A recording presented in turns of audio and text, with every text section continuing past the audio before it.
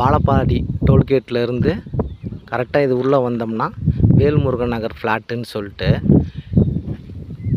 217 number flat அங்கே இருக்குது. மேற்கு திசை. இது வந்து ரோடு தடம் ஏல் டைப்பில் அப்படி ரோடு அங்கே வந்துடுது.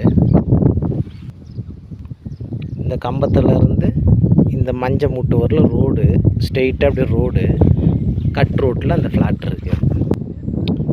இந்த ரோட்லேருந்து வந்தால் பஸ்ட்டு கட்டு இது. இந்த ரோட்டில் அந்த ஃப்ளாட்டு மேற்கு பார்த்த மாதிரி ரோட்டு அகலம் இந்த மஞ்சள் முட்டு தான் கணக்கு.